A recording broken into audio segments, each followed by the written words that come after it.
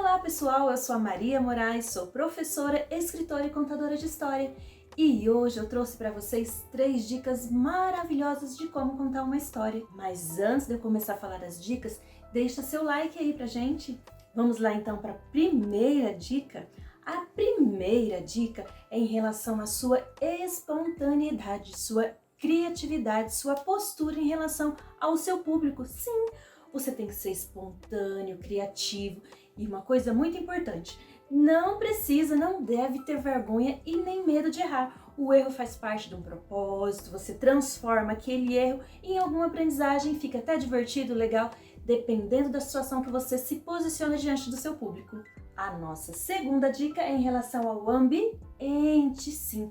Muito importante você escolher e saber qual que é o seu ambiente. Em relação a isso, está incluído o som, a iluminação, a sua postura, a quantidade do público, o conforto do seu público. Tudo isso são questionamentos que você tem que ter na hora de você escolher o local para contar a sua história. Se ela é profissional, se ela é informal, se é dentro de um quarto, se é dentro de uma casa, se é na roda de amigos, se é num ambiente aberto, se é num ambiente fechado. Tudo isso faz a diferença na hora de você contar a sua história. Porque, por exemplo, se você está num local aberto demais, o seu público vai dispersar.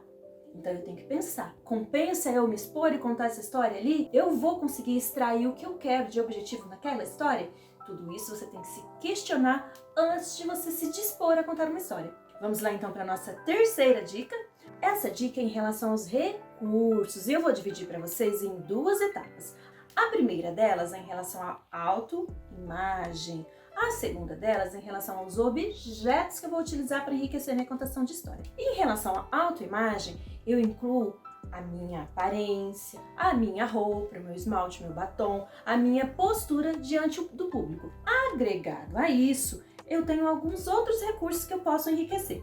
Por exemplo, eu tenho esse laço, que eu posso colocar esse lacinho. Se é para as crianças, se é no ambiente de trabalho, eu vou falar assim: pessoal, hora da contação de história! E coloquei o laço. Pronto, todo mundo já identifica, porque ficou um padrão. A criança vai olhar, ela vai associar aquele laço àquele momento tão gostoso e mágico da contação de história. Vamos lá então para outro exemplo. Esse aqui eu acho bem interessante. Por exemplo, se você for contar a história das princesas dos contos de fada, você pode colocar essa coroa e começar a contar a sua história. Era uma vez uma princesa que morava bem distante, num castelo, à espera do seu príncipe. Certo dia... Olha que legal, olha só com esse recurso. Outro recurso que eu gosto muito de autoimagem é esse óculos de borboleta. As crianças menores, eles amam esse óculos. Se você está contando uma história que dentro da história tem uma borboleta, você pode enriquecer sua história com a música da borboletinha. É legal você casar história e música. E você vai lá. Quando acabou de contar a história, não é roda de leitura, é contação de história. Eu contei a história e a borboletinha voava. Vamos cantar a música da borboletinha? Borboletinha tá na cozinha, fazendo chocolate para a madrinha. Viu que recurso legal? Eu agreguei a contação de história, a música e a minha autoimagem. Esse é um recurso muito interessante, as crianças menores de até 3 anos adoram esse recurso. Outro recurso que eu adoro é esse chapéu. Olha só, dá para você criar várias situações, várias histórias com esse chapéu.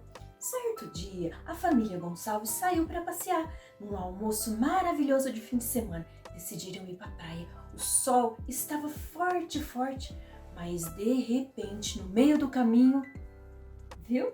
Uma história. De repente eu posso virar aqui e me transformar num cangaceiro. Seu João saiu para caçar naquela noite. Tinha muito mato, ele cortava e cortava e cortava. Ele estava muito bravo e com muita fome naquele dia. Seu João era um cangaceiro. Terminamos aqui a primeira etapa dos recursos, que é em relação à autoimagem, os recursos que você utiliza para enriquecer sua aparência. Então vamos para a segunda etapa, que é em relação aos objetos. Eu trouxe para vocês essa latinha de contação de história. Ela é muito legal, você vai contando a sua história e interagindo com as crianças através desse objeto. Por exemplo, eu abro aqui para vocês, olha aqui que legal. E eu vou tirando essas ovelhinhas e nós vamos contando a história. Olha esse viradinho assim. E vai puxando e contando a história da Maria, vai com as outras, as crianças ficam encantadas, elas podem contar quantas ovelhinhas tem aqui, elas podem cantar uma musiquinha, entrar dentro da história junto com você através desse recurso. É um recurso muito interessante e muito rico. O outro recurso que eu adoro é esse patinho. Tanto eu posso contá-lo para os clássicos do Patinho Feio, ou eu posso criar um personagem particular para ele, onde ele faça parte de um momento especial. Olha aqui para vocês verem. Olá, pessoal! Tudo bem com vocês? Gostei de vocês estarem aqui no canal. Oh, mas eu não tenho nome. Fiquei triste. Vocês ajudam eu a procurar um nome? Escolham um nome para mim. Deixa lá nos comentários. Eu pareço com o quê? Depois eu vou contar uma história para vocês com o meu nome. Deixa o meu nome. Adorei conhecer vocês. Beijo, tchau. Viram que recurso legal? Mas não esqueçam de deixar o nome do patinho. Ele realmente não tem nome. E ele está à procura de um nome para ele. Vai inventar uma história com seu nome. Eu acho muito interessante. Agora nós vamos para o nosso terceiro e último recurso, que é a nossa caixa. A minha caixa mágica, minha caixa eclética. Inclusive, esse ponto de interrogação indica que eu posso pôr o que eu quiser. Aqui eu posso colocar clássicos, eu posso colocar fatias de poesia, eu posso colocar objetos, bichinhos, enfim, vários e vários recursos. Por exemplo, eu quero fazer algo diferente, eu chamo o pessoal, que seja criança, adulto, vamos debaixo de uma árvore, vamos fazer uma roda e vamos passar essa caixa. Se é Dia das Mães, um período Dia das Mães, Dia dos Pais, e o contexto está dentro de família, eu posso colocar vários objetos relacionados a uma casa. Por exemplo, eu vou pegar o que, deixa eu ver o que tem aqui dentro. Um exemplo que eu vou dar para vocês. Eu fiz a roda, passou para a primeira pessoa tirou essa esponja. E agora, o que eu vou falar dessa esponja? A pessoa tem que criar alguma coisa, eu estou estimulando a pessoa na sua criatividade e eu estou trabalhando o contexto família dentro do meu propósito. Enfim, a pessoa que tirou essa esponja, ela é responsável por contar uma parte da história que está sendo construída coletivamente. E assim, ele vai criando a sua história. Você viu que legal? E aí ele passa a caixa para outra pessoa, aí a outra pessoa tirou alguma coisa lá de dentro que eu não sei o que é. Vamos ver o que nós vamos tirar para a segunda pessoa? Não sei, o que será que essa segunda pessoa vai inventar? E você viu que legal? E assim a história vai sendo construída coletivamente. Isso é uma ideia de uma situação com essa caixa. Inclusive em relação a essa caixa, se vocês quiserem, deixem nos comentários.